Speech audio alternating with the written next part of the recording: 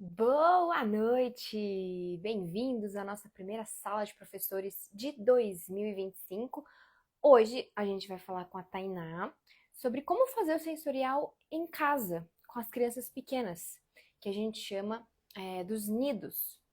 As crianças que têm entre 1 e 3 anos, a gente dá esse nome de nidos. Então a Tainá vem falar com a gente para a gente entender como que ela faz esse trabalho, porque ela tem uma empresa que trabalha o sensorial dentro de casa, a domicílio. Então ela faz atividades, ela leva atividades sensoriais para trabalhar com os nidos em casa. E ela vai contar pra gente a trajetória, como ela criou a empresa. Ela é formada no método Montessori, assim como eu. Ela também é guia de 0 a 3 e trabalha numa escola Montessori, assim como eu. E daí ela montou essa empresa que faz esse trabalho muito legal sensorial. Enquanto ela tá chegando, eu quero saber como é que tá meu som. Eu sempre pergunto isso, porque nós estamos aqui com o microfone. E quando a gente usa microfone, precisamos saber se tá funcionando, se tá bom, se tá com ruído, se não tá pegando direito, pra gente ajeitar aqui. Então, escreve pra mim alguém aqui, por favor, quem já chegou, quem já estiver me assistindo, pra eu saber se tá funcionando bem. Senão eu vou ficar aqui falando, ninguém vai me entender.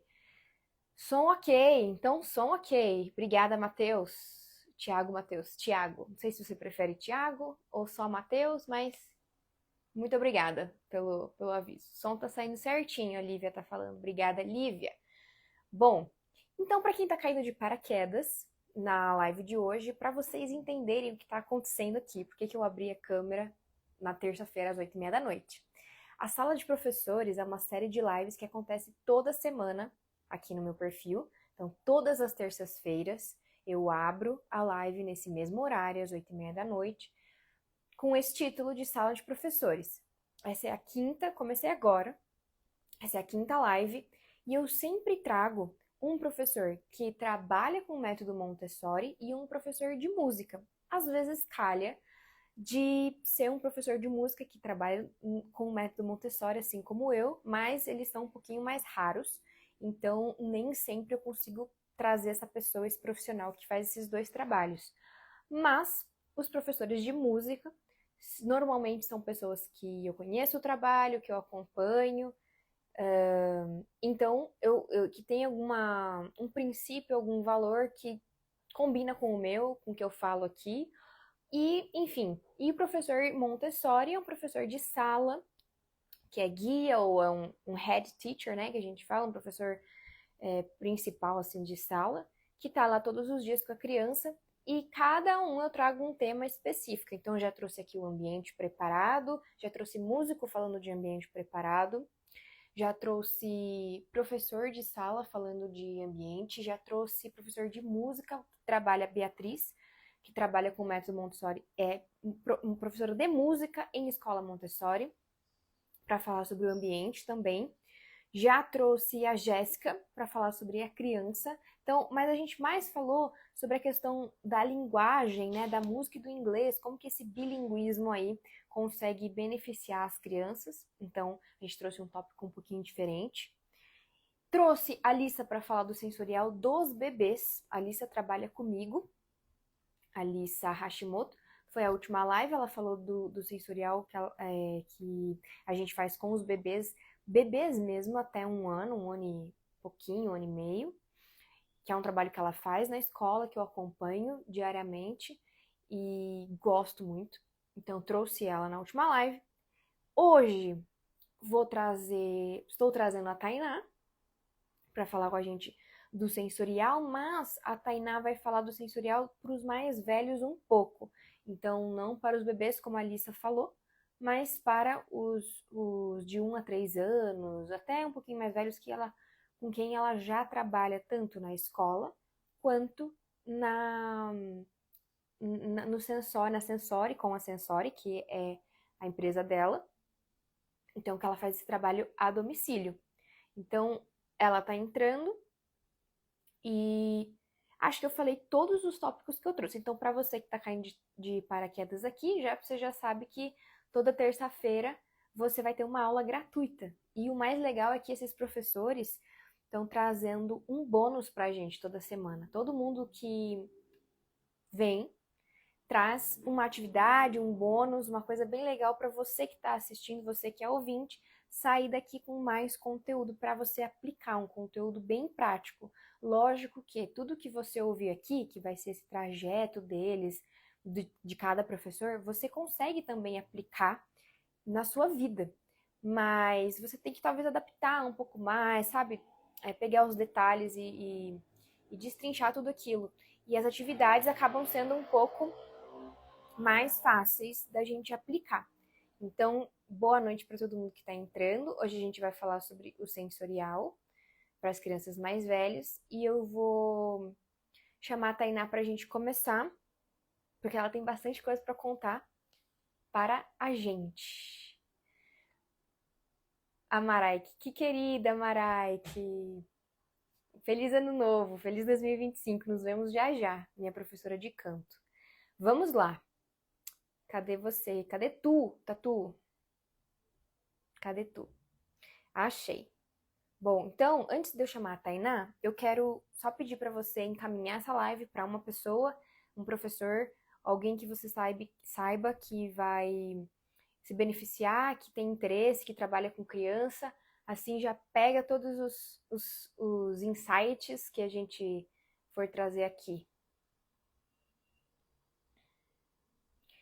E eu tô tentando chamar a Thay. Thay, vê se você tá liberada aí para participar. Mesmo, gente, no ao vivo, o ao vivo a coisa é diferente.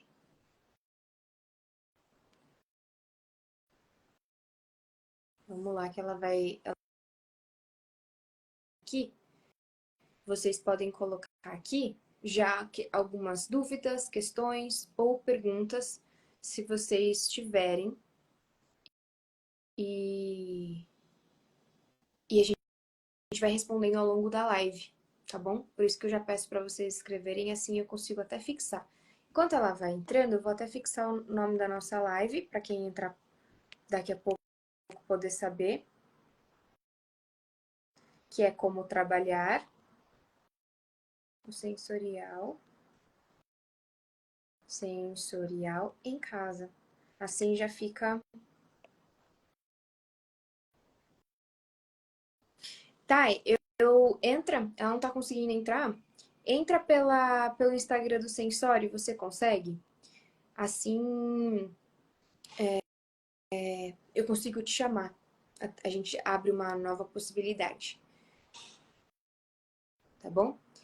Quero saber quem é que trabalha com música. Eu tô vendo um pessoal diferente que eu ainda não tinha visto. Ah, pronto. Vão me contando o que é que vocês fazem, se vocês trabalham com música, se vocês são professores de sala e trabalham com criança pequena ou não, ou se vocês conhecem a Tainá e estão participando ou me conheceram de outro lugar, para a gente saber com quem a gente está falando e poder responder melhor as dúvidas. Então vamos lá. Já vão escrevendo aqui. A gente vai conversando, tá bom? Me contem aí.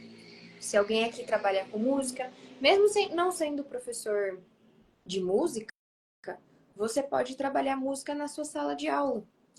E aí, eu quero saber como que você faz, com que idade que você trabalha, se isso é uma coisa da sua rotina, se é uma coisa que você precisa aprender mais, como é que é para você.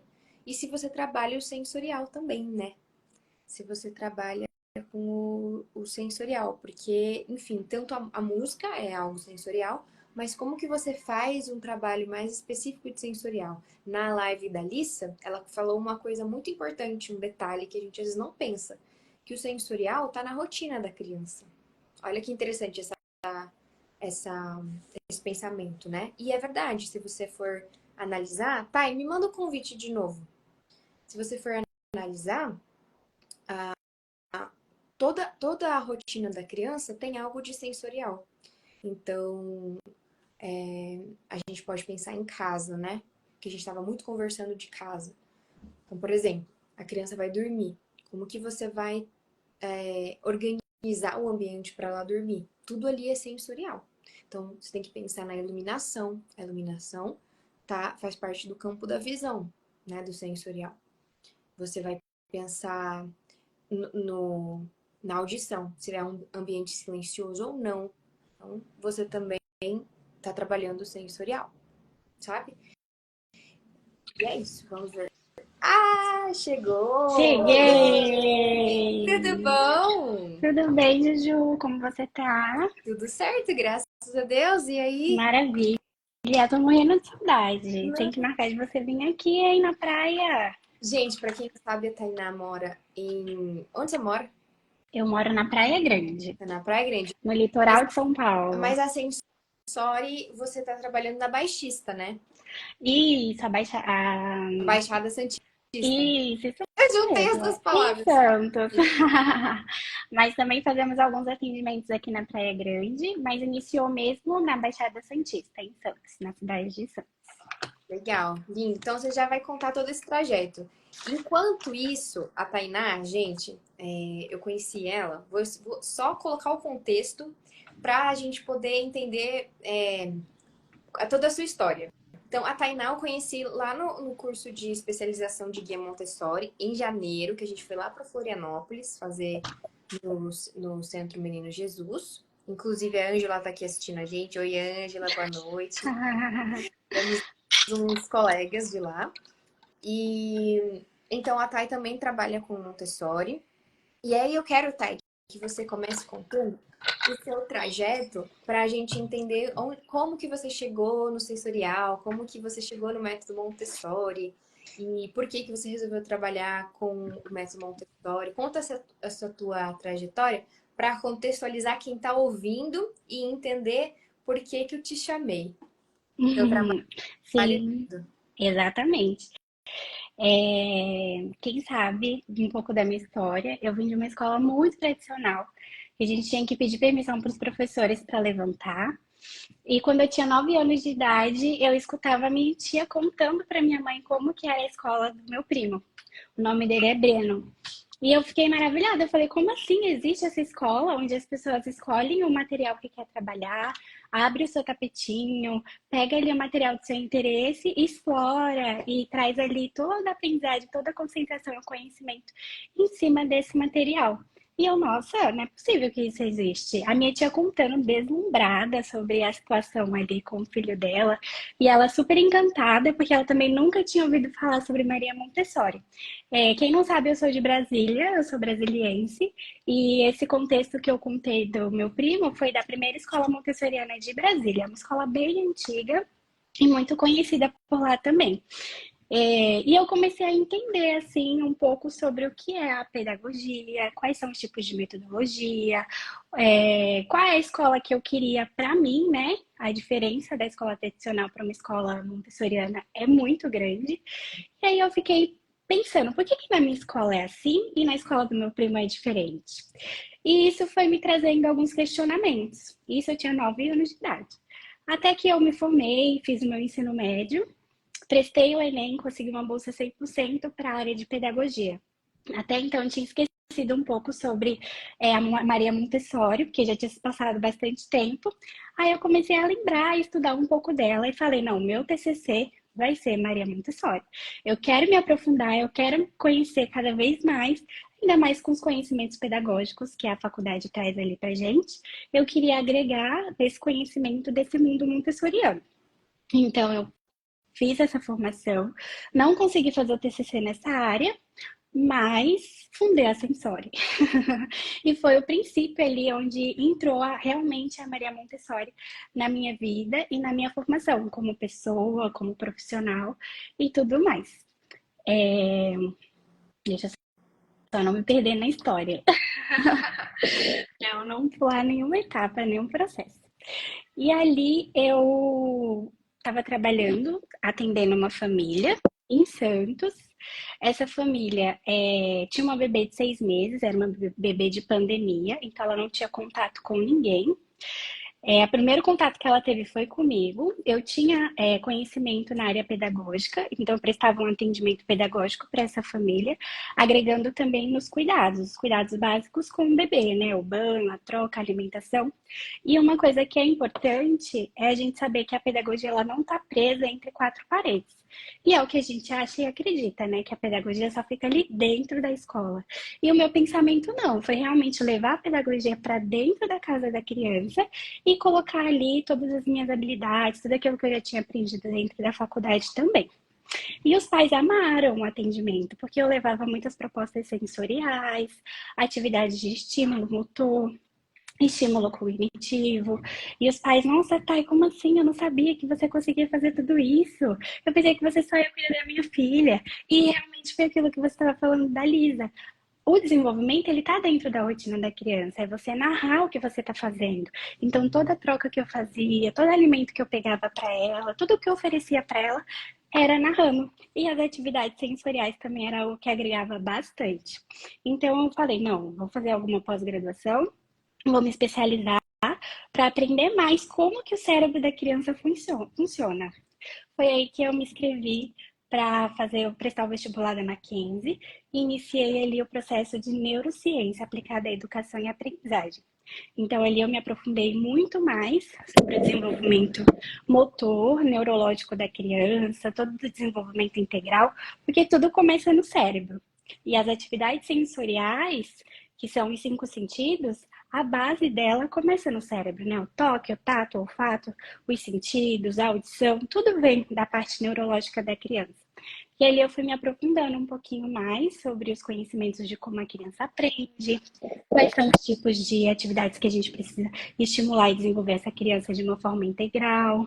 Não assim só dentro da escola, mas também fora da escola também, que a nossa casa é o nosso lar. A casa é o primeiro ambiente que a criança tem contato quando ela nasce. Então, é o ambiente natural dela, é o ambiente onde ela se sente segura, é o ambiente onde ela aprende a ser acolhedora, onde ela aprende o que é o amor, o que é o carinho. Então, é um ambiente muito importante para a formação do ser humano. E por que não levar atividades sensoriais e estímulos adequados para dentro da casa, né? Muitos pais não estão preparados, né? Eu não digo os pais, mas os cuidadores primários aí das crianças não estão preparados e não sabem muitas das vezes como lidar. Acha que vai ser um caos, que não vai dar certo, que vai ser o fim do mundo. Mas não, não é, gente. É o principal, o pontapé realmente para o desenvolvimento da criança é que ela receba esses estímulos em casa. E é isso que a Sensori veio para a Baixada fazer: levar esse desenvolvimento, levar esses estímulos para dentro da casa das famílias. E na época da pandemia, foi algo muito procurado, né? As famílias não sabiam como lidar com as crianças em casa. Muitas crianças saíram das escolas e ficaram muito tempo em casa, reclusas. Os pais não sabiam como estimular, como desenvolver os filhos. Então, realmente, o pedagogo teve um reconhecimento muito maior no período da pandemia. Eu acredito que hoje ainda continua esse reconhecimento, que os pais sabem nos valorizar e sabem que realmente o pedagogo tem uma função muito importante no desenvolvimento da criança. E foi quando eu fundei a Sensori, eu comecei a fazer esse atendimento com essa família, mas eu não tinha fundado a Sensori ainda. E aí muitos pais indicaram para outras famílias e eu não conseguia também realizar todos os atendimentos que eu queria fazer, né? E aí eu juntei um grupo de professoras, né, de educadoras, e elas iam na casa da família fazer esse atendimento. Então era como se fosse a extensão da TAI dentro dos lares aí das famílias. E eu passei por diversos processos, diversas etapas, diversos desafios também, e consegui crescer e aprender cada vez mais ali com cada criança que eu fazia um atendimento. E teve uma criança que me marcou muito, eu sei que essa é uma pergunta que você vai fazer depois, mas foi o Pedro, não sei se a Lívia tá nessa live, mas é uma família que eu levo pro resto da vida, assim, no meu coração. A mãe achava que ele tinha um atraso neurológico e atrelada à fala. E ela não sabia o que fazer com o Pedro. Meu Deus, o que eu vou fazer com o Pedro? Foi em São Paulo, levou em vários neurologistas e ali eles não conseguiam detectar nenhum atraso. E ela, mas meu filho não fala, já tem quase 2 anos. Aí me convidou para fazer no atendimento com eles 3 vezes na semana e também chamou uma fonoaudióloga, uma pessoa especializada na área. Então, para que vocês consigam entender a importância e a necessidade realmente de uma pessoa qualificada, de uma pessoa preparada, de uma pessoa que entende realmente da sua prática. Nada que a gente faz é sem intenção, é intencional. Tudo que a gente faz com uma criança tem que ter uma intenção. E a intenção sempre é promover o desenvolvimento dessa criança. E aí eu falei, meu Deus, eu sabia o que eu ia fazer no atendimento. E eu super insegura, porque eu estava bem no comecinho dos atendimentos com a Sensori. Aí eu olhei assim para a escada, eu falei, eu acho que vou levar ele para a escada. Mas o que você vai fazer com ele na escada? Eu, não, mas o desenvolvimento da fala tá ligado, atrelado ao desenvolvimento motor da criança. Então, se você vê a criança que fica muito tempo na tela, que ela não se movimenta, que ela fica só parada ali, estática, o desenvolvimento da fala dela vai ser super atrasado. E também outros atrasos que também gera ali no desenvolvimento da criança. E aí eu falei, não, vou levar ele para a escada, porque ele mora no apartamento e não tem muito espaço. Aí todos os dias que eu ia fazer o atendimento com ele, eu subia 8 andares de escada e descia 8 andares de escada com ele. E a mãe dele, Tainá, não sei como você consegue, eu morreria no quinto. Como você faz isso? Mas com criança é tão gostoso que você vai subindo, vai descendo, vai subindo, vai descendo, que você nem sente. E aí eu ia todos os dias, em todos os meus atendimentos, assim que eu chegava, ir na escada com ele. E ele adorava, ele achava algo muito diferente, magnífico. E é uma coisa que a gente, quem mora em apartamento, tem com acesso, né, facilidade. E ali, em menos de um mês, eu tenho um vídeo dele no Instagram, ele falando a primeira palavrinha dele, que foi vermelho. Isso me marcou muito, porque muitos pais ficam preocupados, né, com essa situação, com esse contexto, com o filho quando não consegue falar ou atingir a fase de desenvolvimento. Desculpa, gente. Não imaginei que eu ia chorar nessa live. Gente, Culpa da Júlia. não, ó, ao vivo é isso aí. É tudo acontece, tá tudo certo. Eu acho lindo você se emocionar, porque realmente é uma história que foi importante na sua vida e que você também foi muito importante na vida dele. Então, sentimentos mútuos, né? Se a Lívia estiver aí, ela vai ser emocionada também. Com certeza. E aí, com menos de 30 dias, ele falou a primeira palavrinha dele, vermelho. E os pais ouviram de longe, então eles saíram correndo e foram lá, meu filho tá falando, não acredito.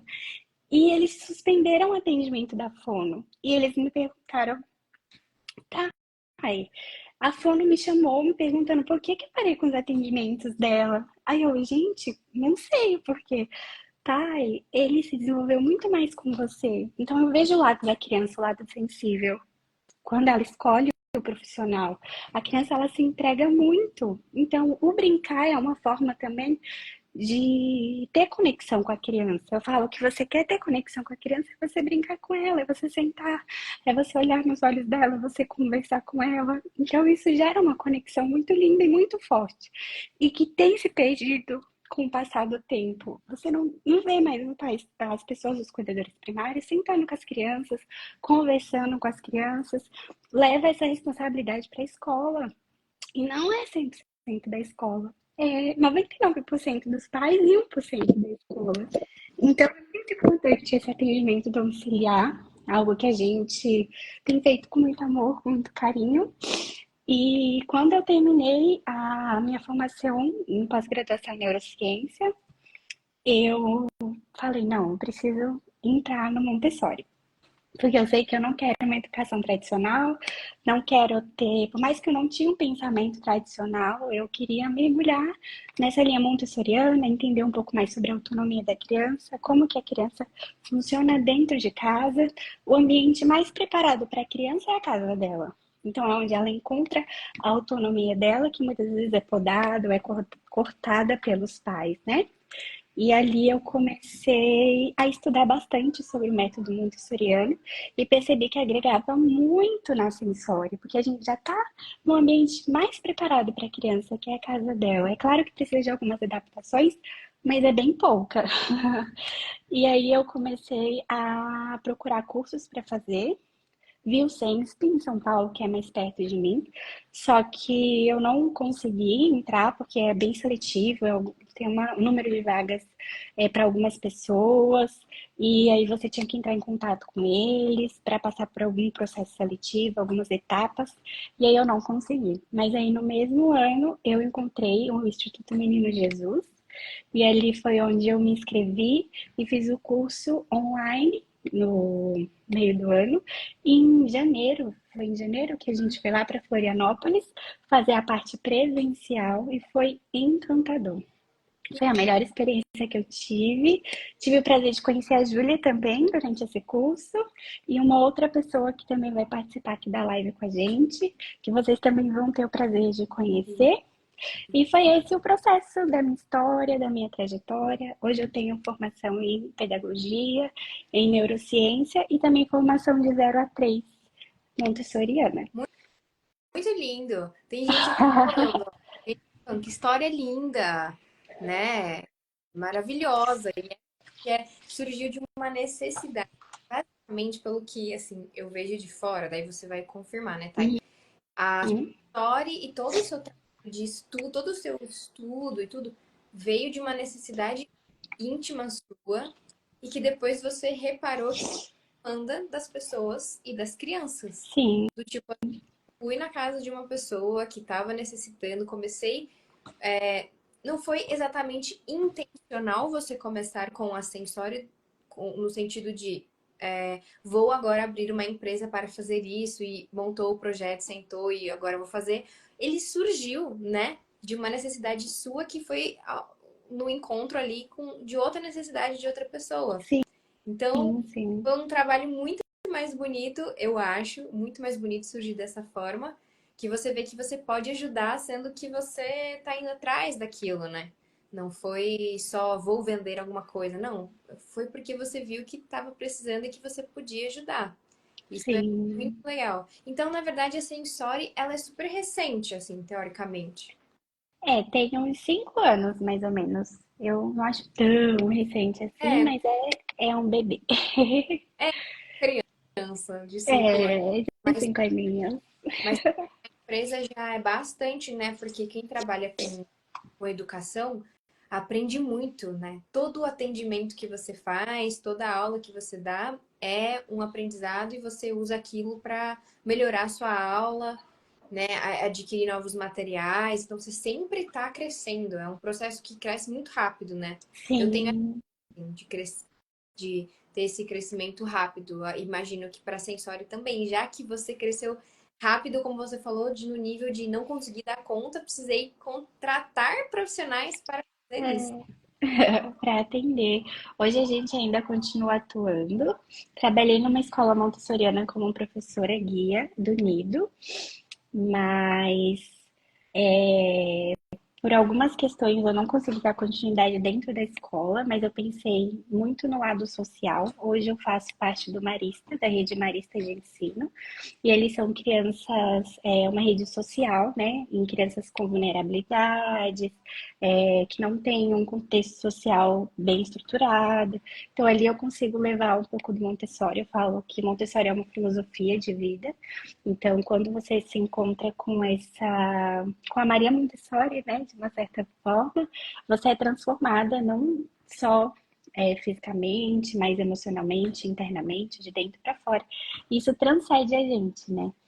E hoje eu estou com essas crianças. Que lindo. E aí, na Sensório, os atendimentos que você faz com quais idades?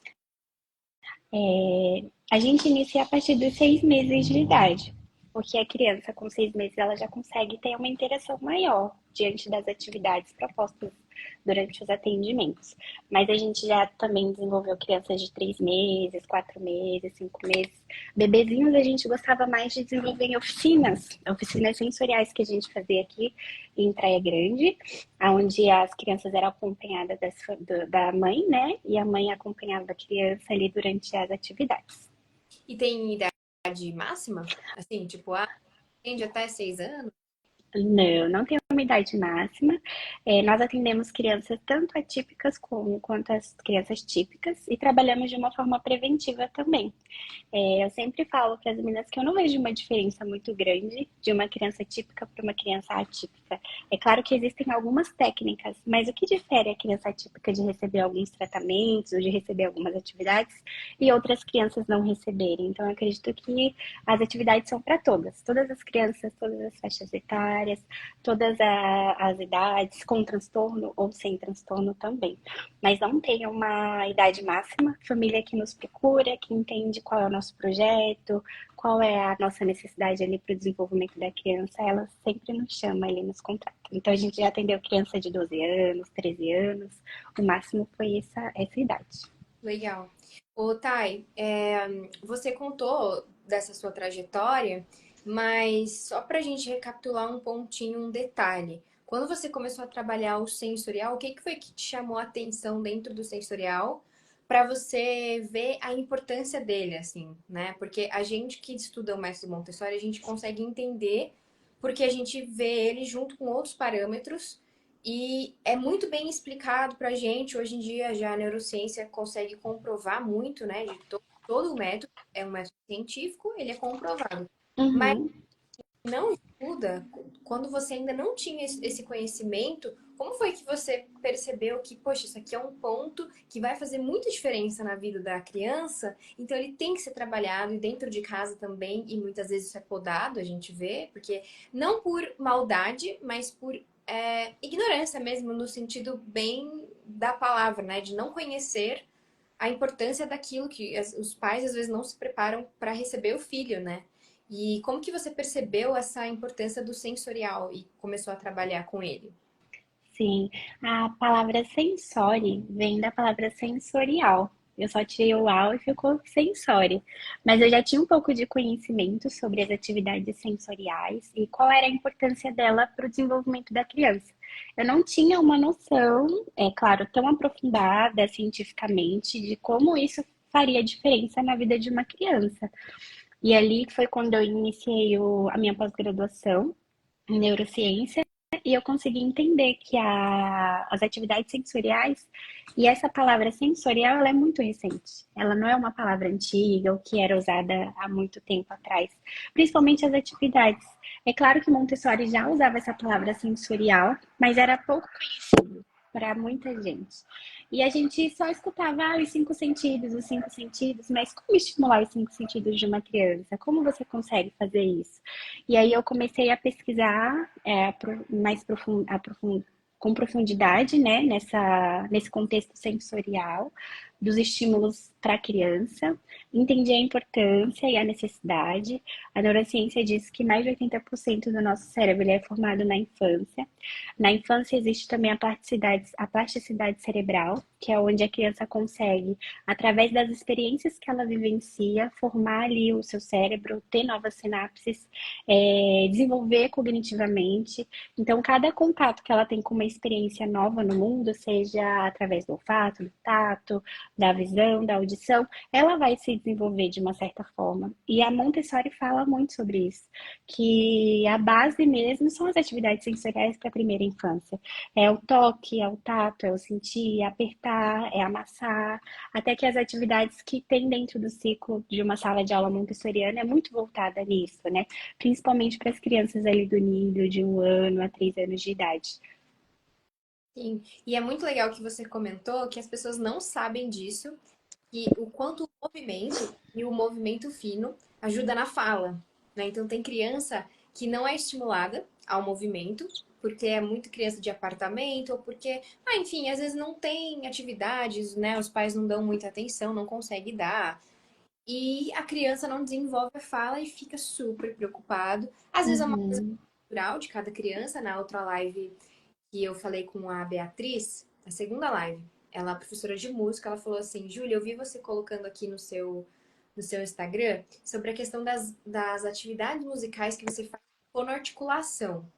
E que muita gente fica super preocupado, porque criança às vezes de 3 anos não tá falando muito e tá, mas cada criança tem o seu tempo de desenvolvimento. E eu pensei na hora, sim, isso é verdade, a gente respeita o método, o Montessori, a Montessori também respeita esse tempo, esse período, mas a gente tem que fazer a nossa parte. É Então, a verdade. gente estimula, a gente desenvolve, a gente faz essas atividades, não pode ficar sentado, né, aguardando isso. E foi muito esperto da sua parte que você acabou levando a escada móvel que a gente tem na sala Montessori para a vida da criança, do Pedro. Pedro, né? Sim, isso mesmo, ele mesmo. Tem a escada móvel dentro das salas montessorianas, tanto nas salas do materna quanto na sala do nido, exatamente. Mas ele foi para uma escada real. Ele estava ali na escada real e com risco de cair, de queda, de se machucar, e os pais confiaram, depositaram total confiança. Eu ia com ele e nunca aconteceu nenhum acidente nem nada, muito pelo contrário. Tem muitos estudos que falam sobre a magia da escada no cérebro da criança. Então é muito importante o levantar, ajuda muito no desfraude também. A criança começa a reconhecer o seu corpo, começa a ter essa consciência fisiológica das necessidades dela, o momento de ir no banheiro, de segurar, na hora de sentar no vaso também. Então a motricidade dela é trabalhada até mesmo subindo e descendo a escada e a gente não sabe, né? Sim. Que é um processo Eu tava importante. lendo uma publicação que apareceu aqui para mim no Instagram sobre sinais do desfraude, né?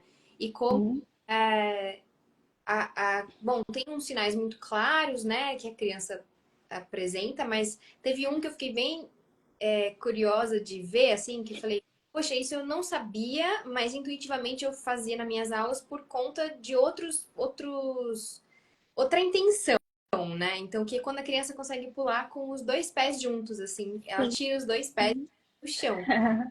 Na música a gente usa bastante, na musicalização infantil, tem outras intenções, mas quando ela consegue fazer isso, já é um sinal de que ela está entrando nesse período de desfraude, ou já pode começar a trabalhar isso. E achei muito É, legal, que tudo tá ligado, né? A gente consegue, tudo. todo o sensorial tá ali ligado para algum benefício da vida prática da criança. Sim, sim, exatamente. E os pais acabam não percebendo isso, né? Eles querem de cara ir pro desfraude, desfraudar a criança, mas e aí, e as etapas? E os processos? Quais são os processos que a criança já passou? O que que ela consegue fazer, o que ela não consegue?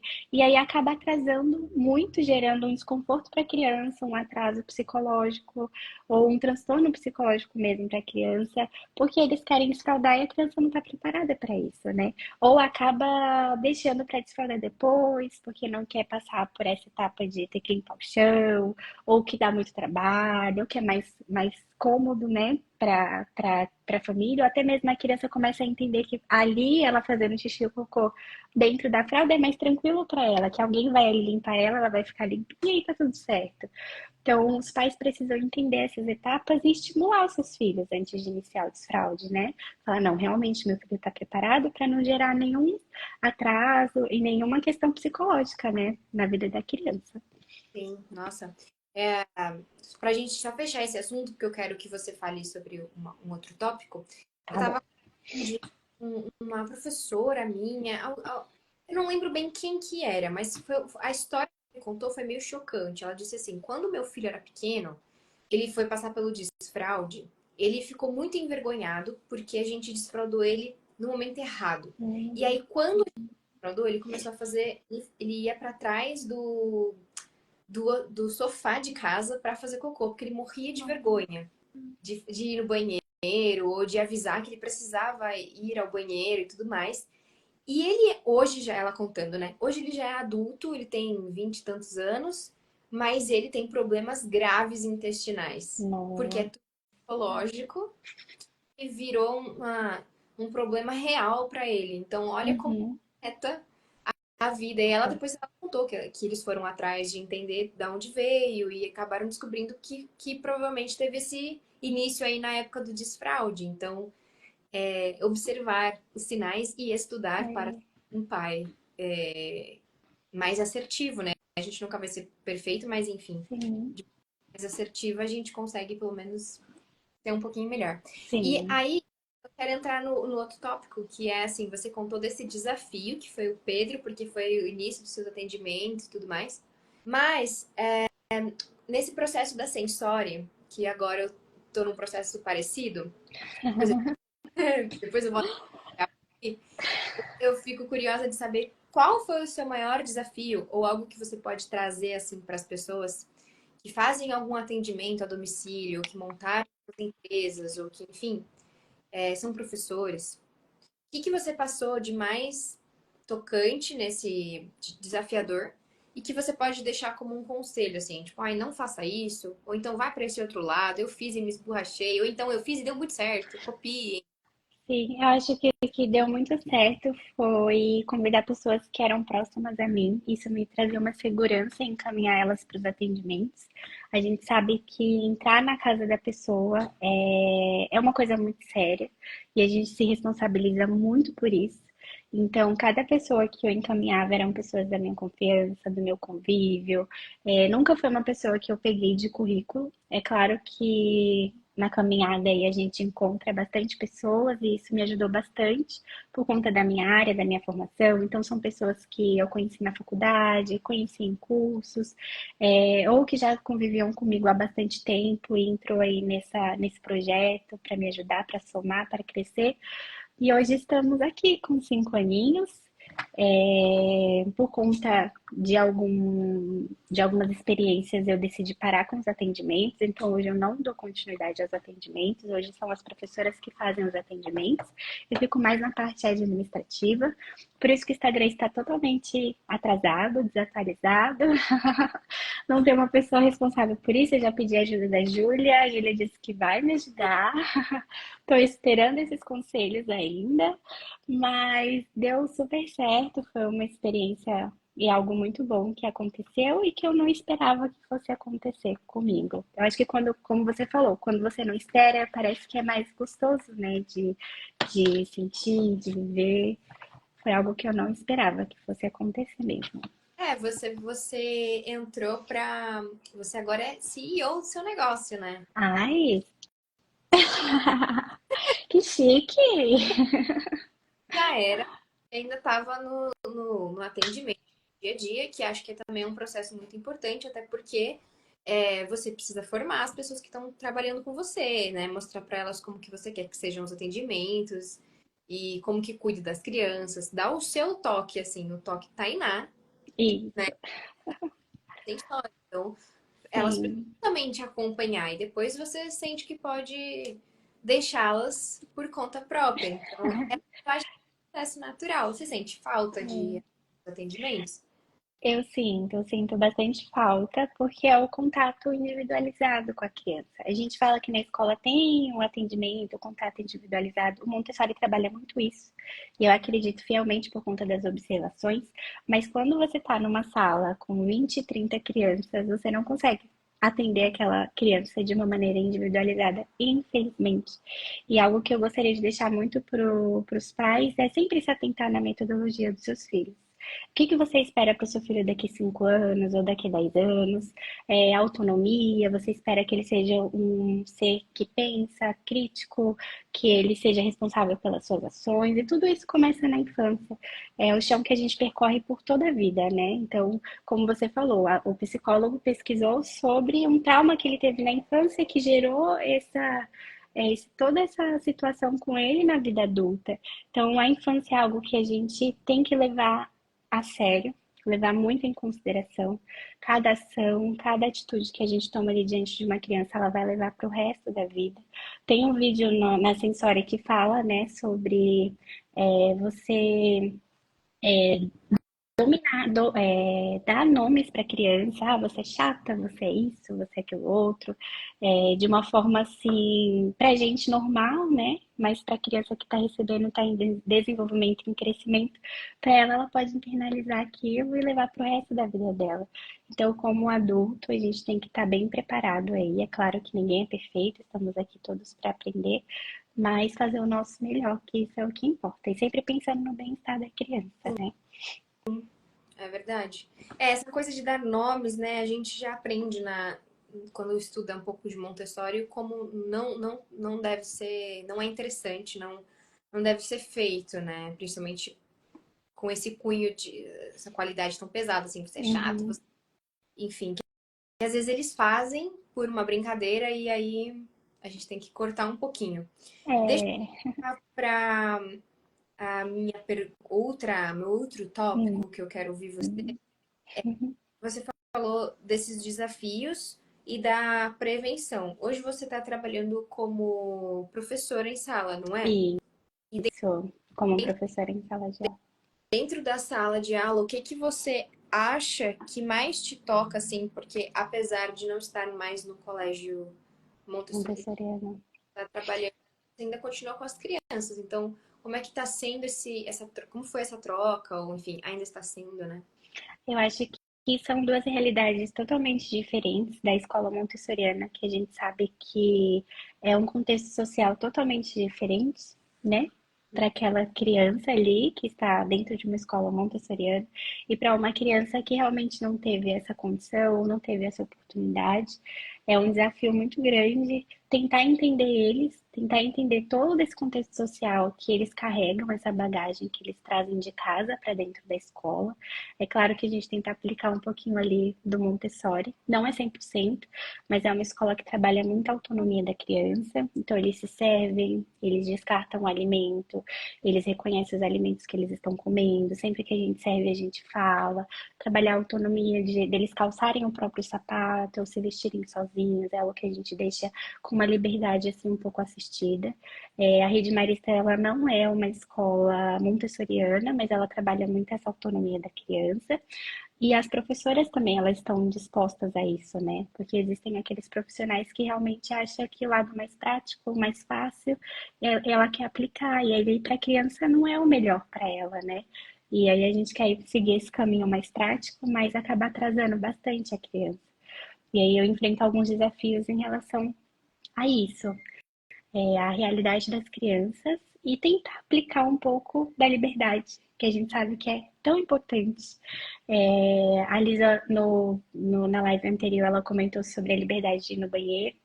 É algo que a gente tem tentado colocar em prática ali para as crianças, porque eles sempre pedem, eu posso ir no banheiro, e quando vai no banheiro faz um monte de coisa, ou joga o papel no chão, ou joga água no chão, faz outra coisa a não ser usar o banheiro em si, que é a função dele. E quando eu estava dentro de uma escola montessoriana, eu via as crianças livremente indo no banheiro, e usando o banheiro ali com a sua função, ou usando a pia do banheiro para limpar algum material específico e depois devolver ele para um lugar. Então, essa liberdade, essa autonomia é algo que eu busco trabalhar com eles, mas é um pouco difícil, é um pouco desafiador. Mas eu não vou desistir. Não, não desista, porque olha, eu também trabalhei em alguns colégios que não eram montessorianos, e eu também senti essa questão dessa dificuldade, né? Porque vem muito do natural da gente, quando a gente já estuda, né? A gente já quer colocar em prática o Montessori, que é Uhum. uma coisa muito óbvia pra gente, do tipo, poxa, a criança, mesmo que ela tenha 6 anos, ela consegue ir sozinha ao banheiro, gente, né? Os meus que hoje têm 3 anos já vão sozinhos ao banheiro, imagina os mais velhos, né? E Exato. para eles é tão proibido, é tão, meu Deus, é um negócio secreto, que daí, como a gente comentou na live da Alissa, eles acabam fazendo uma coisa de errado, que é um negócio realmente que assim, surpreendente estar no banheiro sozinho, né? Um negócio que, Tipo, uau. uau, né? Não posso estar aqui, então faz um negócio errado. Não era pra ter feito. Então, quanto mais normal for, Exato. melhor.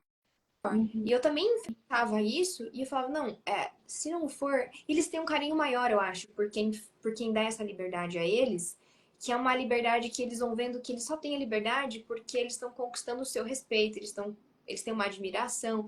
Cria um outro laço com o profissional. Sim. Não é a Uhum. liberdade que eu dei à toa, do tipo. E não tô tendo nada em troca no sentido de. Não, não, não é prêmio nem castigo, né? Tipo, você É, pode então toma essa estrelinha aqui que você foi lá, você se comportou.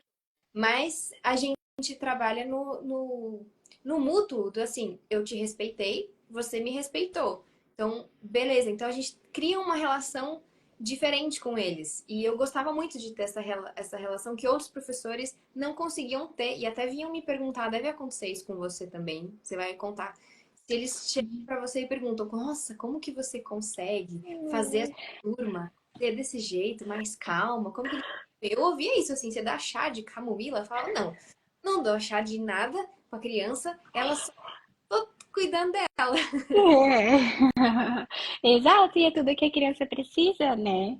esse cuidado, essa atenção, e as pessoas não entendem o porquê funciona, o porquê dá certo. Quando eu comecei, as professoras falaram assim: ai, Thay, você não é referência na sala, porque são duas professoras dentro da sala, né? E aí uma vai ajudando a outra, auxiliando a outra. E aí ela, Thay, você não é referência na sala, você não vai conseguir fazer uma contação de história, você não vai conseguir dar uma atividade para eles, porque eles não vão te respeitar, assim. Uhum. E aí eu falei, ai, será? Aí eu fiquei na sala, eu falei, eu não consigo ficar parada sozinha, eles têm que fazer alguma coisa, porque a gente tem que dar o tempo da criança, é claro, e respeitar, isso é importante para eles trabalharem sozinhos, mas quando você percebe que já tá virando ali um caos, já tá virando uma desordem, aí você não, tenho que direcionar para eles fazerem alguma coisa.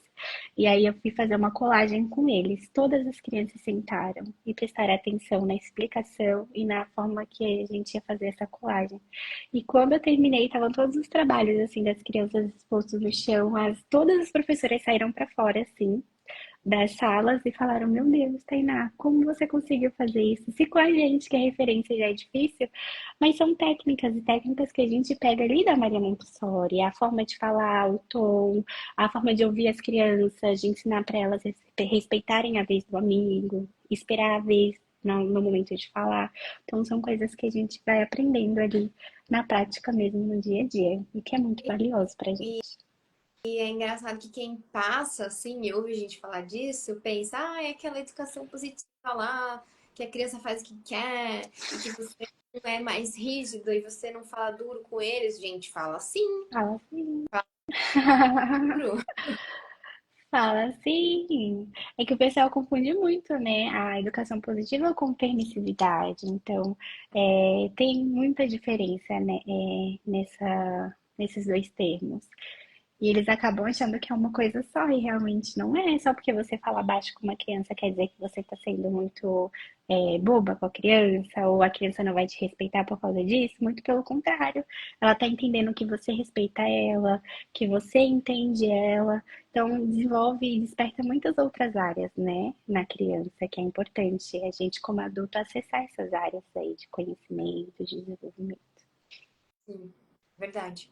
Ô, Thay, eu queria muito que você fizesse a sua.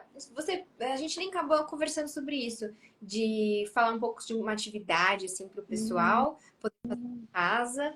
É, eu já vi gente escrevendo aqui, Thay, atualiza seu Instagram e dá mais dica pra gente. Ó, já pega essa dica que ela vai dar dessa atividade. Ai, são muitas dicas, hein, Ju? Já separei aqui, ó, o caderninho tá cheio de dicas. Todas são as atividades que a gente já desenvolveu na Sensori. Posso falar sobre as atividades? Com certeza, aí você fica à vontade para falar quantas você quiser, mas Tá bom. antes de você começar, eu vou pedir para todo mundo que está aqui na live enviar, compartilha, clica aqui no aviãozinho, compartilha com alguém, porque a Tainá vai começar agora as atividades, são atividades sensoriais, que ela vai contar como faz, como que ela já aplicou e como foi mais fácil ou mais difícil de fazer, e você pega e adapta para sua turma. Então já manda para alguém que vai usar, compartilha essa live, porque quando a gente compartilha, o Instagram entende que é um conteúdo relevante e mostra para mais gente. Então, é um conteúdo que chega para mais pessoas e ajuda mais pessoas. Então, já manda para alguém para ajudar mais professores e mais pais. Isso, com foco também não é restrito só em sala de aula, é em casa também, estimular a sua criança em casa. Então, as atividades sensoriais, elas são experiências, né, que as crianças vivenciam, que estimulam seus sentidos. A visão, a audição, o paladar, o tato. Vale lembrar também que é importante oferecer as atividades que sejam adaptadas ao nível da criança. Então, não tem como eu pegar uma atividade que é para uma criança mais velha ou que traz algum risco, algum perigo, e trabalhar com uma criança de 1 ano, 2 anos ou 3 anos. O desenvolvimento delas é importante promover durante as atividades que a gente vai oferecer para a criança, e o principal é a independência. Então, por mais que você leve uma atividade que você ache que a criança não vai conseguir fazer, mas está ali adaptada para a idade dela, deixa ela fazer. Não tem que você ir lá ajudar, falar, não, filho, eu estou te ajudando. Ao invés de você ajudar, você está atrapalhando. E no começo, quando eu entrei nessa área montessoriana, para mim era muito difícil, porque eu queria ajudar a criança, eu ficava assim desesperada. E aí eu comecei a observar, comecei a ver que a criança, ela vai tentar até ela conseguir. E ela não vai desistir, ela vai tentar. E se você for ali, você vai atrapalhar todo o processo. Montessori fala isso, dá autonomia para a criança, deixar a criança fazer por si só, né? Não do adulto ali fazendo por ela. E uma frase também montessoriana que me chamou muita atenção é que ela diz que ela percebe que a sala dela está perfeita, está maravilhosa, está incrível, quando ela vê as crianças trabalhando sozinhas e que não precisam mais dela. E hoje a gente percebe que a educação tradicional é a base é o professor. Não, o professor tem que estar ali, o professor tem que estar fazendo, o professor. E eu agia muito assim, no começo, até que não, tá, vamos voltar, vamos refletir, vamos pensar. Eles não precisam de você, você está ali para guiar as crianças, para apoiar eles nos processos deles, mas não fazer por eles. E foi uma das coisas que me tocaram bastante. Hoje eu vejo que eu fiz muito errado e hoje, com essa aprendizagem, eu consegui mudar, me reconstruir. Então, eu vou falar algumas atividades que eu acho muito importante para o desenvolvimento das crianças. Você pode desenvolver tanto com bebês quanto com crianças ali de 2 ou 3 anos. E eles adoram. São atividades que tem ali na página da Sensores. No feed não tem muita foto, mas se você for ali nos ícones na parte de atividades ali tem bastante ideias, bastante propostas. Então, embrulhar os objetos para que as crianças consigam descobrir o objeto que tem dentro. É uma atividade que todas as crianças adoram e passam horas e horas. E depois de desembrulhar todos os objetos, elas vão lá e tentar embrulhar novamente. Então, são atividades que trabalham o movimento de pinça, trabalham a concentração. Podem pegar frutinhas ou alguns brinquedos que não sejam tão grandes, pequenos ou grandes também, mas uma grande variedade e descobrir e instigar a curiosidade da criança. O que será que tem aqui dentro? Porque está tampado para a criança, não tem nada. E aí, quando ela abrir, ela vai ter uma surpresa. Até que existe o Kinder Ovo, que muitas crianças compram e adoram, porque tem uma surpresa ali dentro que eles não sabem o que é. E então, esse processo de desembrulhar, de abrir, de apertar, de amassar, de rasgar, é muito importante para eles. A caixa misteriosa também é algo muito usado. A gente sempre leva uma caixa misteriosa ou uma caixa sensorial. E ali dentro dessa caixa a gente coloca diversos materiais. Então a gente coloca coisas que não tá no dia a dia da criança, para que ela amplie o vocabulário dela, seja uma lupa, ou seja um funil, uma peneira, objetos pequenos também, uma bolinha de gude, uma bolinha um pouco mais sensorial, um pedaço de lixa. E ali, quando a criança vai descobrindo, né, dentro dessa caixa misteriosa, ela vai aprendendo qual é a função daquele material. E a gente acha que eles não internalizam a função daquilo. Mas você vai falando, vai mostrando, vai explicando, e depois a criança tá pegando o material e tá usando. Uma coisa que ela nunca teve contato. A primeira vez que você mostra pra ela, ou explica pra ela, ela vai querer fazer igual e vai imitar e vai reproduzir. O Que legal. algodão, Ai, desculpa, Ti. Só um parênteses. pode É falar? legal também que é trabalhar vocabulário, né? Expansão de Sim. vocabulário. Então, não é à toa, assim, vou levar para quem tá com um filho que tá falando, né?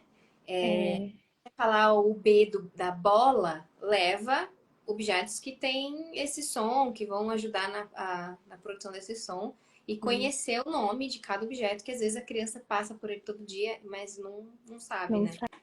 sabe, não consegue verbalizar ou verbaliza de uma forma que não é a pronúncia, né, correta. O algodão molhado também é uma coisa muito legal. O algodão molhado e o seco é algo que a gente tem. Opa, aconteceu um acidente aqui. Desculpa, Caiu. gente. Caiu. Tá carregando o celular. Mas vamos lá, voltando para as atividades. Como é que você faz o do álcool?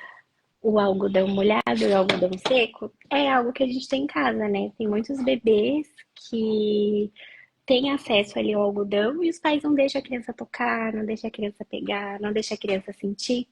E ali é algo que até mesmo ensinando o trocador, você consegue dar na mão da criança, você consegue molhar, você consegue mostrar para ela a diferença das texturas, o seco, o molhado, e você verbalizar com a criança, narrar para ela o que realmente é aquela ação. Ah, eu estou pegando um algodão, algodão, enfatizar a palavra, molhado, esse está molhado, esse está seco.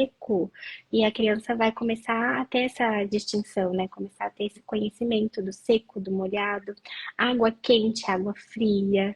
Então você pode colocar um pote de água quente, um pote de água fria e mostrar para a criança, olha, é quente e colocar a mãozinha dela ali.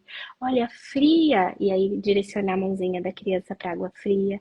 Você também pode colocar cor nessa água. E aí é uma atividade para as crianças um pouco mais velhas, né?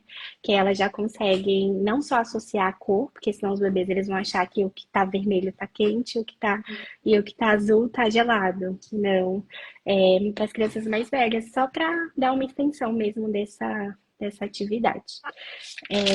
O gelo, Desculpa, pode mas falar.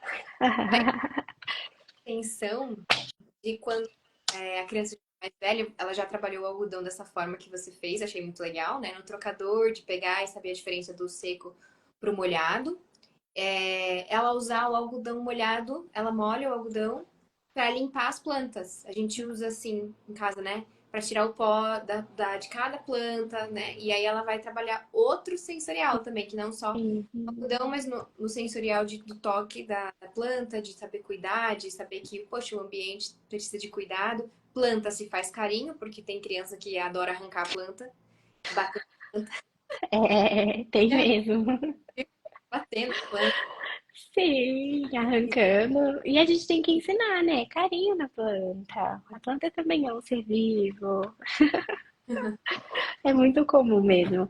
E essa é uma atividade, um trabalho de ciclo também. E olha só como é simples fazer em casa, trabalhar em casa com a criança e desenvolver em casa.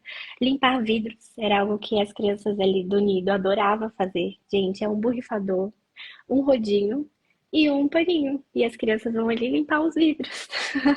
E eles ficavam horas e horas limpando vidros. São atividades do nosso dia a dia, né? E as mães preocupadíssimas. O que que minha criança vai fazer em casa nas férias? Oh, ali, brinca assim, Sim. que entretém, mas o movimento que ela está aprendendo a fazer, que é Uhum. importante para depois para escrita, para fala, para tudo. Exato, para tudo. O borrifador também, o movimento de apertar, é algo muito importante. Tem crianças que ainda não conseguem, mas mesmo bebês de 1 ano e 3 meses, você já pode dar um borrifador, ensinar como faz, e eles vão fazer por si só. Atividade com gelo. Gelo pode ser o gelo colorido, e aí você pode usar o gelo para pintura. O gelo tem uma sensação, uma textura muito diferente, então é uma atividade muito sensorial. Eu fazia muito também, tinha uma criança que gostava de dinossauros. E aí eu colocava o dinossauro dentro de uma bexiga com água, congelava, abria a bexiga e ele tinha que escavar o dinossauro de dentro do gelo. E o gelo ele derrete com sal e também derrete com o passar do tempo. Então você pode dar ali um pincel para a criança com tinta guache, ali ela vai pintando gelo e vai vendo todo o processo, acompanhando toda a etapa do gelo derreter e do animal saindo de dentro do gelo. É uma atividade muito legal. Rasgar e amassar papel, que é algo que eu falei no começo. Para bebês é uma atividade sensacional. Amassar e rasgar papel é algo, uma transformação no cérebro da criança encantadora e magnífica. É descobrir o que é o amassar, descobrir o que é apertar, descobrir o que é rasgar. Claro que o rasgar é um processo um pouco diferente, é um mais difícil, né?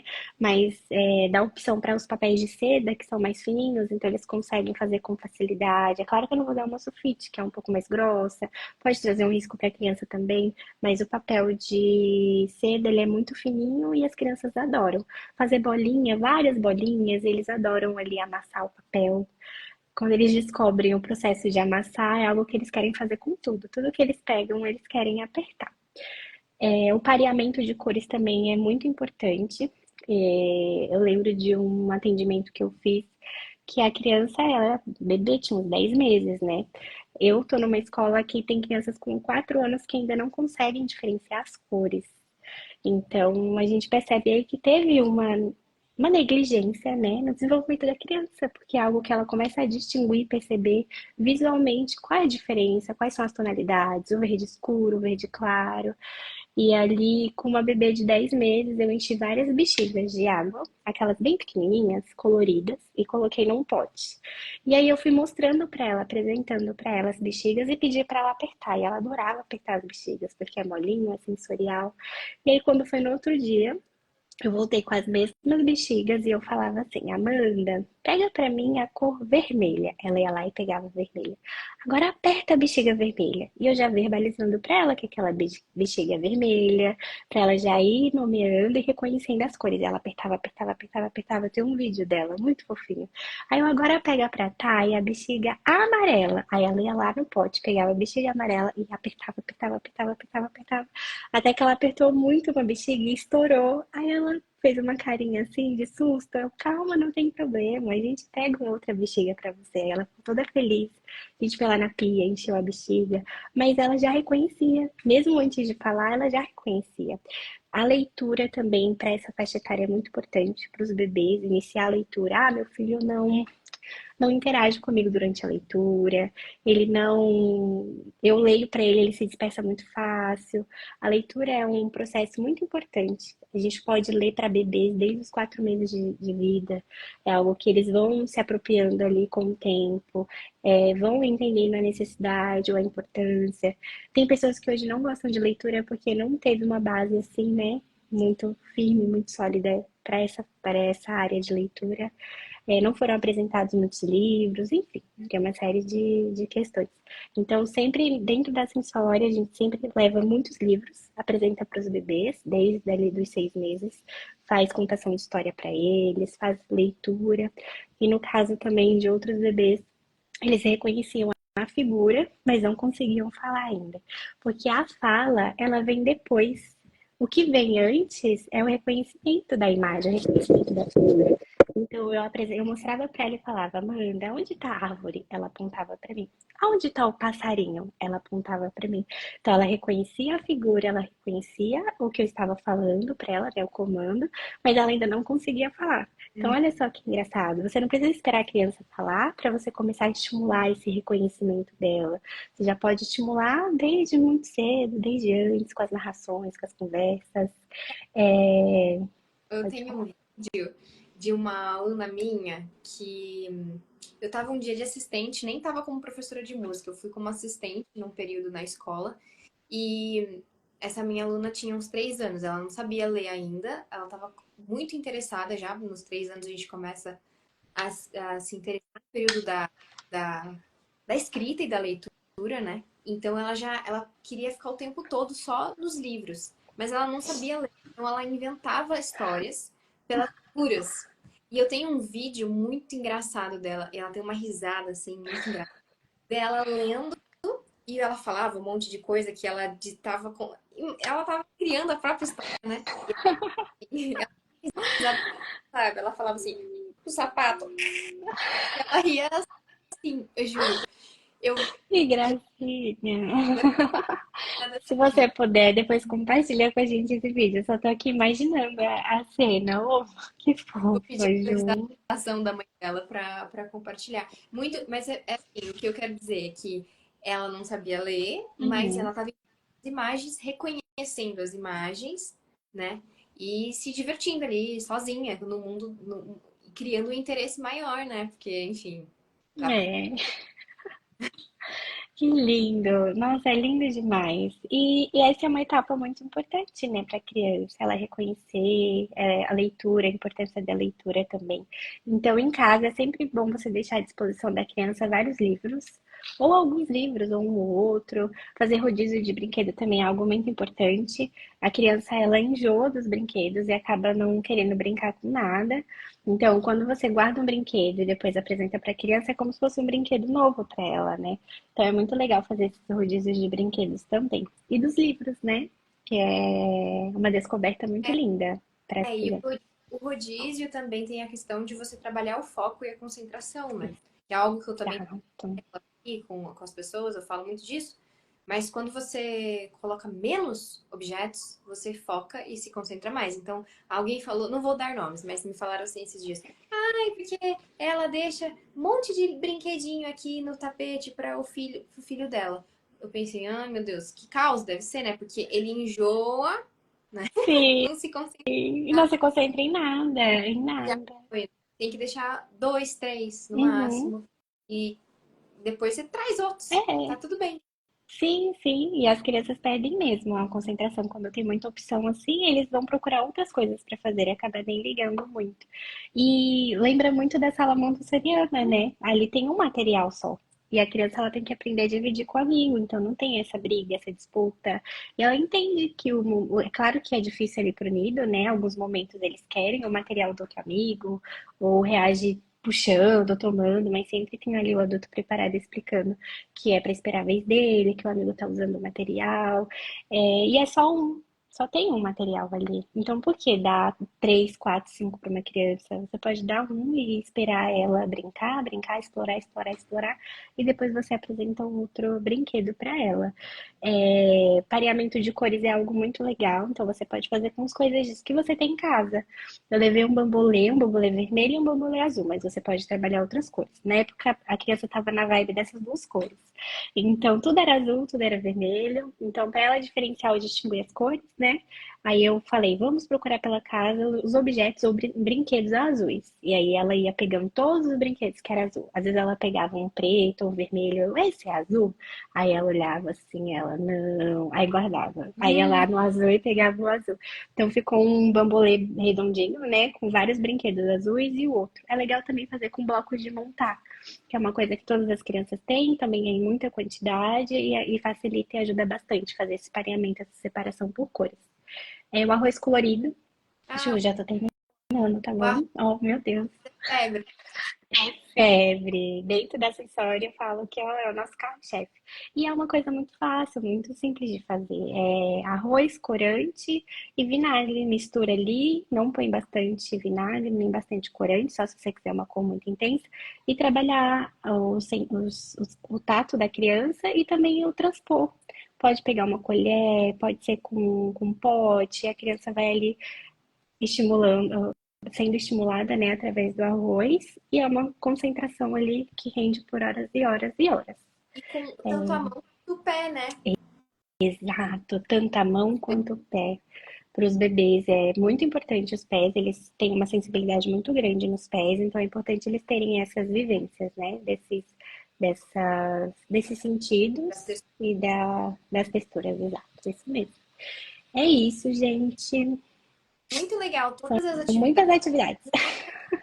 Mas assim, você já deu, nossa, uma super aula. E teve uma atividade que você falou do gelo. Eu vou voltar nela, daí a gente finaliza. Tá Mas bom. porque o Lucas estava falando aqui, o Lucas da Estúdio Girassol, ele foi a primeira pessoa que eu convidei aqui para a live. E ele é professor de música também, de violão e tudo. E ele falou: Poxa, essa do borrifar deve ser bom para quem. Aliás, ele falou de limpar vidro, né? Uhum. Borrifar deve ser bom para quem toca violão. Aí eu brinquei com ele, falei: É para fazer o movimento do plaqué, que a gente chama esse movimento de plaqué, né? A todas as cordas juntas. E aí ele comentou também sobre a questão da água. Que ele disse assim, que tinha uma aluna que todo começo de aula, como é que é? Ela limpava, molhava a planta toda vez que ia começar a aula. Antes de começar, ela molhava as plantas. E aí na live com ele, eu comentei, falei, então, trabalhar com água é um calmante, assim, a água calma, né? Então as crianças, quando tá muito agitada, faz esse teste, leva ela para trabalhar com uma água, né? Uhum. E pode ser essa atividade do gelo, que é super sensorial, que é super, assim, é interessantíssima, né? Elas ficam muito curiosas para ver o que vai acontecer ali com o gelo. Então já fica essa mais uma dica de o que fazer no momento Atividade. de estresse. É, eu também já fiz essa atividade do gelo num restaurante. Era uma criança de 2 anos, estava super inquieta e a mãe não sabia o que fazer.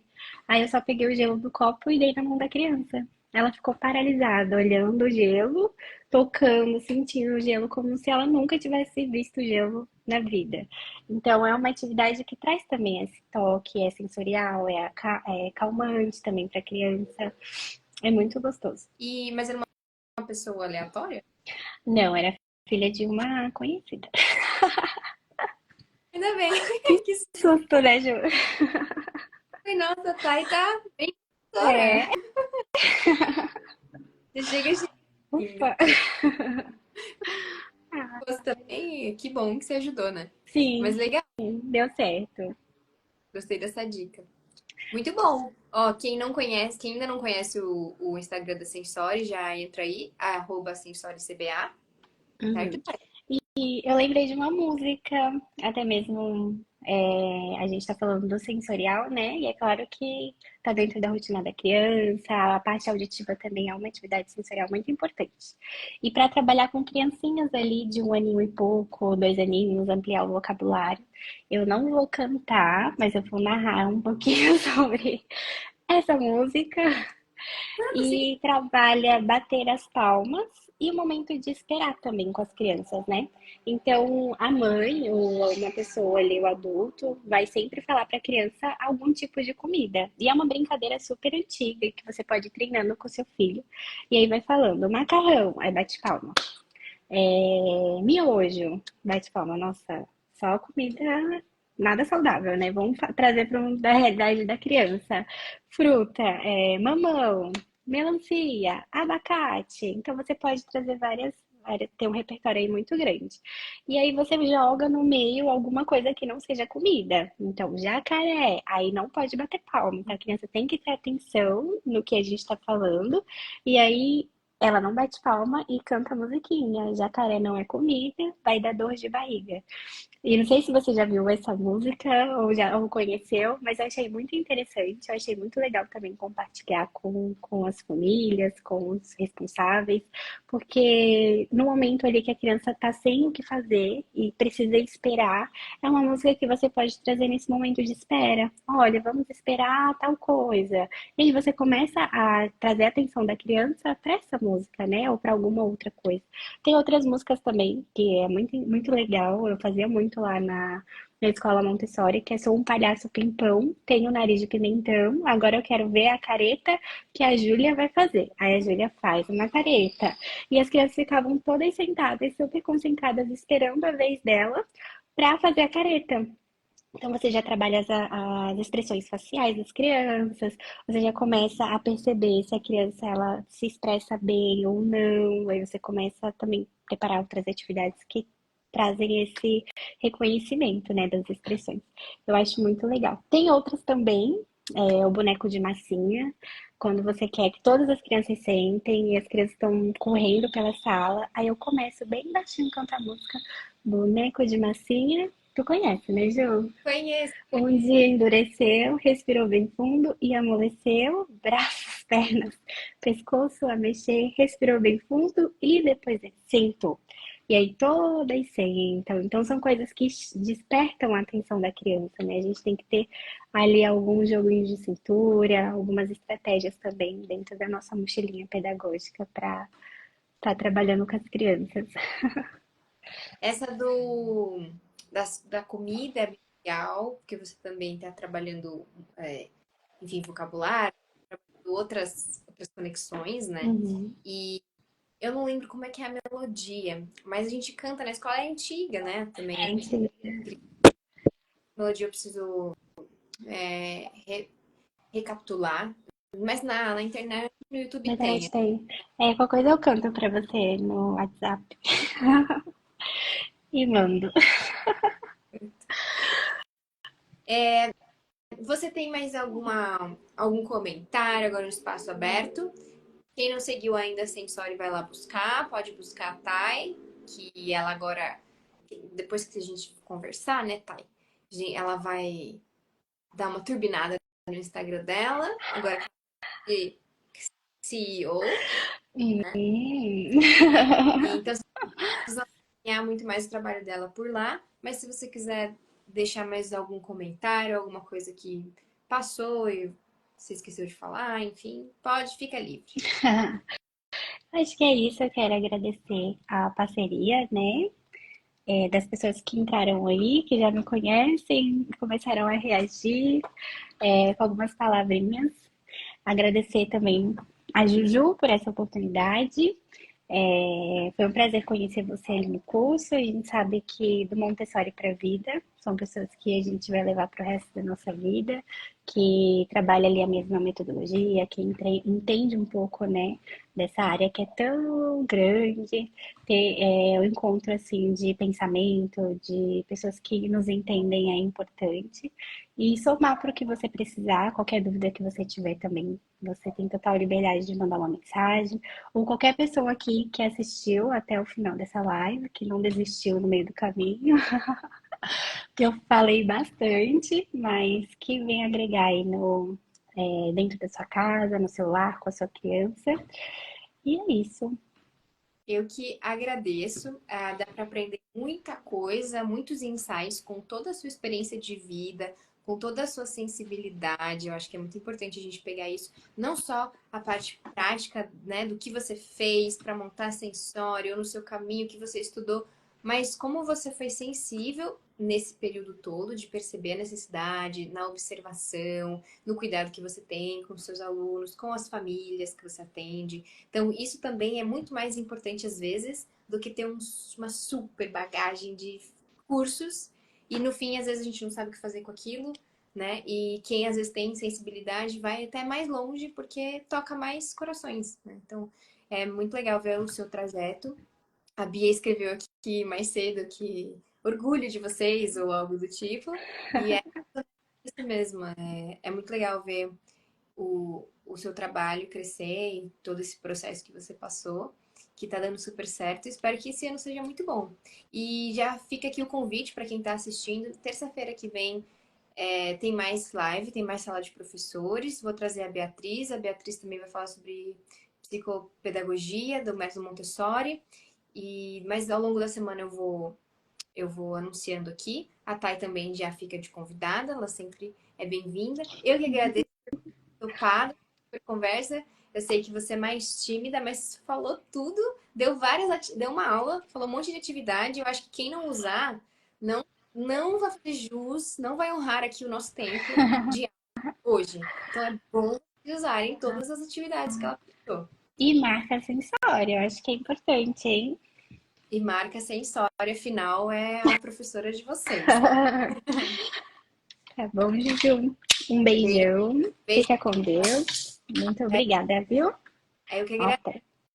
que vem. Tchau, Até tchau. Até.